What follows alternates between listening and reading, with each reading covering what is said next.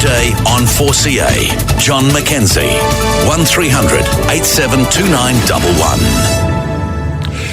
Now, those people listening yesterday would have been bedazzled by the police report.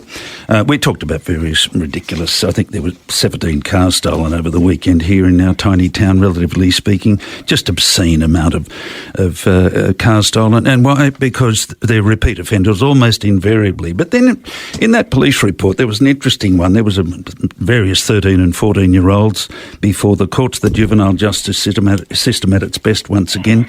And the 13-year-old Westcourt boy, it said, had been charged with whatever, enter premises, etc. And 7 charges of breach of bail. Can you believe this? This is our juvenile justice system.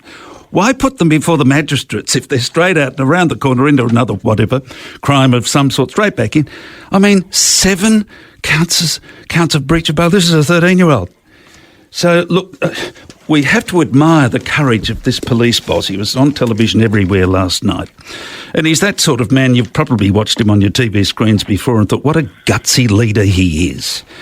But now, what has he taken on? I mean, you would think it's a battle he can't win because he's up against the juvenile justice system, the magistrates that keep the revolving door process going with these hardened little criminals. Now, it says here in the Courier Mail today, a detective who's worked on some of the Queensland's most high-profile murder investigations has vowed to hold young criminals to account each and every day, fight harder to keep violent teens behind bars and ramp up early intervention programs. Now, as the Acting Assistant Commissioner, Andrew Massingham, he's revealed his vision for this year in his new role running the Queensland Police Service's response to youth crime. Mr Massingham said this would involve a large focus on programs for at-risk teens. That's the diversionary arrangement before they get into strife, or once they're in strife to get them out of strife, to steer them away from crime, as well as better communication with victims of crime. That's a break.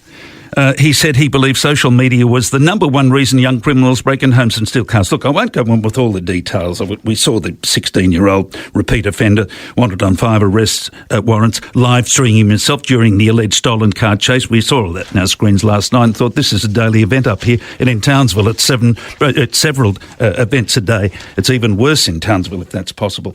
Now, in circumstances like this, trying to get an understanding of where we're going, I put a call through to Dr Terry Goldsworthy. He's been very patient because I'm often on the line to him asking for some direction, some wisdom in what these promises, these commitments can amount to when every time somebody takes these little bastards on, it's a failure. He's the Associate Professor in Criminology at Bond University. Terry, good morning. Yeah, good morning, John. What do you think of the chances of this particular man, Andrew Massingham? Oh, look, I mean, I know him. He was in the police and I did a few courses with him, etc. So I think he's quite competent, as was George Marchesini, the officer who did the job before him. The problem I see is that, you know, this is a crucial portfolio within the Queensland Police, and we're getting people acting in a position.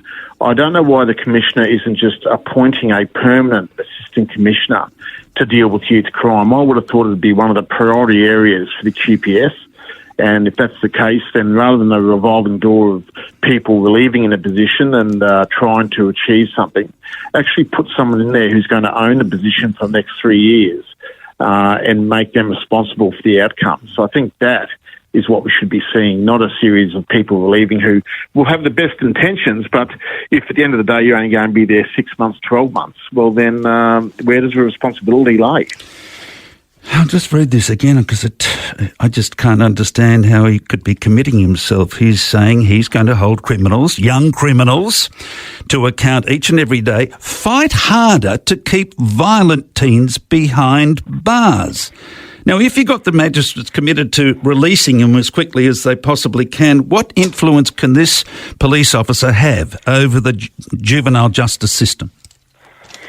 Yeah, not much overly. And, you know, it's interesting. I mean, in your lead in there, you were talking about a fellow charged with 6 or 7 breach of bail offences. 13-year-old. Well, yeah, at least he can be charged with breach of bail now. Like, don't forget, John, it wasn't until about 6 months ago that the government had to be dragged kicking and screaming to actually implementing that offence again. I mean, we could still be in a position where those breaches are not actually taken into consideration and before the courts. So there's been some interesting data come out from the Children's Court that has shown that the serious repeat offenders in the last 12 months have grown from, about 17% of young offenders.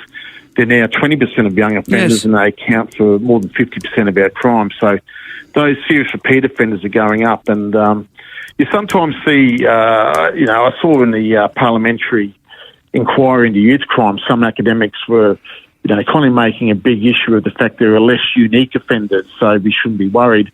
The problem is that even though if you have less unique offenders, those unique offenders are committing far more crimes. So people don't care if a different person breaks into your house 3 times in a row.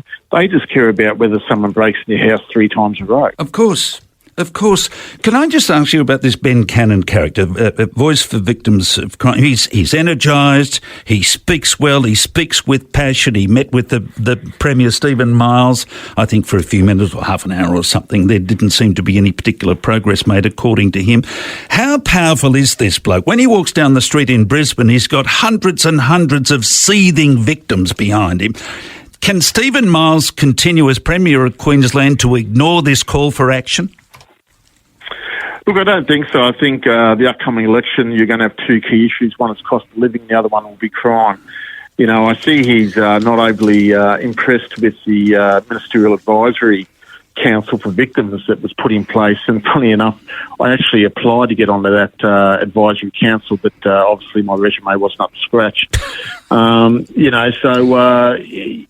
think he's got some common sense perspective on what the people of Queensland are looking for. And, we don't expect to lock up every youth offender. In fact, the Children's Court report tells us that only 8% of juvenile offenders end up with a detention sentence.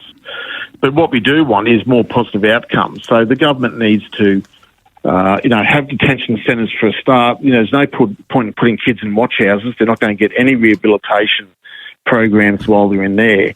So you need to get the offenders off the road to stop the short-term offending and long-term offending. You need detention centres that have very good rehabilitation plans to stop these kids reoffending. And we're not seeing that at the moment. I mean, there's a program called intensive case management that seems to be quite successful, but it's only dealing with very small numbers, and that would have to be a resource funding issue. It's early intervention's going to be very, very sensitive because there's all sorts of restraints up here when it comes to some of the mums and dads absolutely legless in the morning by 9 and 10 when people do go around to find out why kids aren't going to school. Lots of kids I hear up here, and this may surprise you, Terry Goldsworthy, don't go to school. It's not that they're not attending school.